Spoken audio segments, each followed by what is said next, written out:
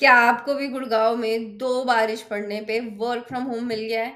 ज़्यादा खुश मत हो, ये प्रॉब्लम है। गुड़गांव हमारा मिलेनियम सिटी है और ये सब इतने modern tech hubs, global companies, सब कंसल्टेंसीज़ के बीच में क्यों हो रहा है? लेट्स डिग इन।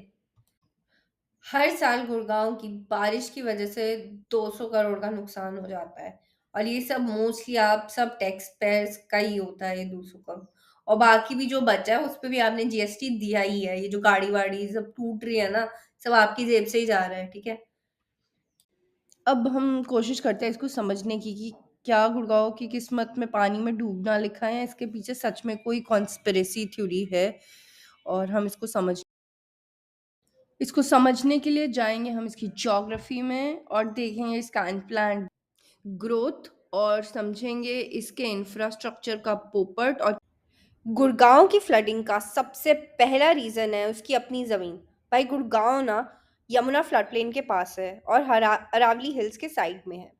पहले गुड़गांव एकदम वेटलैंड जैसा था, एक नेचुरल सिस्टम जहाँ सहीबी रिवर का पानी नजफगढ़ झील में जाता था और वो एरिया अपना पूरा पानी अब्जॉर्ब कर लेता था।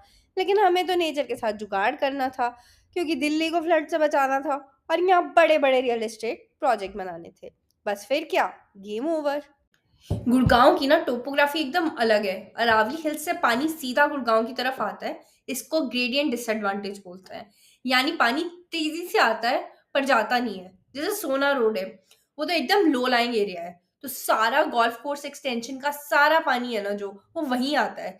पहले यहाँ पे नेचुरल ड्रेन्स और बंद होते थे, लेकिन भाई जब वो सब तो अब गायब हो चुके हैं और फिर उन पे बिल्डिंग्स खड़ी हो गई हैं।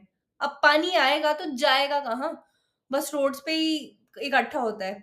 इसीलिए तो हीरो होंडा चौक से लेके गोल्फ कोर्स रोड तक हर जगह पानी पानी हो जाता है।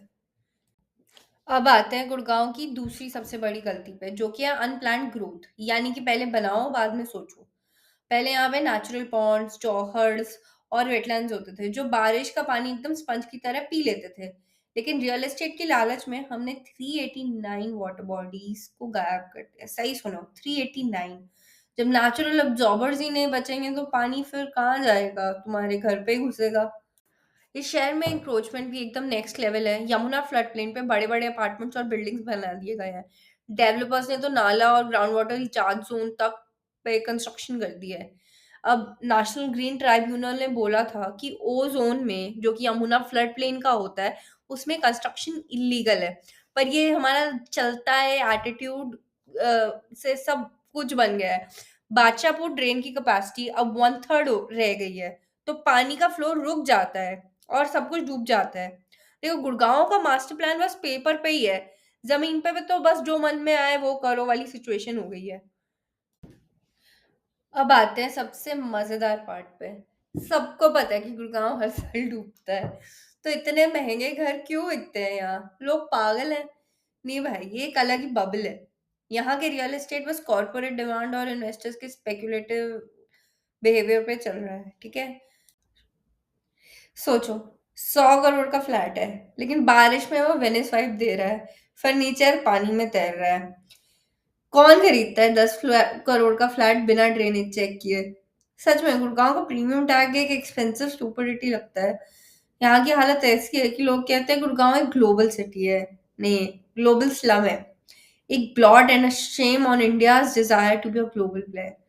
क्योंकि जिन एरियाज को लोग लीस्ट लाइकली टू फ्लड या हाई ग्राउंड बोलते हैं, जैसे डीएलएफ फेज 5 और गोल्फ कोर्स रोड, वहां की हालत भी खराब हो जाती है।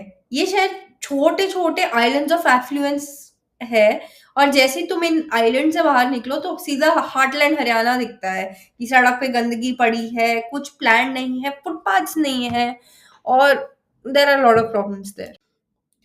अब देखो, मसले तो बहुत है लेकिन सॉल्यूशंस भी है। सबसे पहले तो गुरुग्राम को नेचर से पंगा लेना बंद कर देना चाहिए।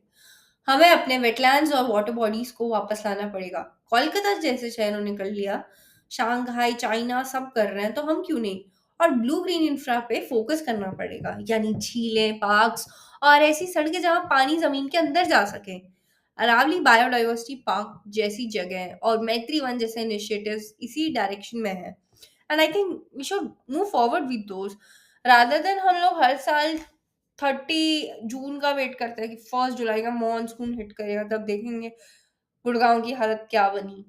उतना लेट तक वेट करने का कोई पॉइंट नहीं है। पूरा साल फेब में जब बारिश नहीं आ रही है तब मेहनत करने का पॉइंट है। और 30 जून हमारा रिपोर्ट कार्ड देखने का टाइम होना चाहिए, ना कि हमारे F status. Thank you for bearing with me for all this video. Next, we'll decode the city of your choice. For more, like, share, and subscribe, and comment below what city and what problem you want to dig into next.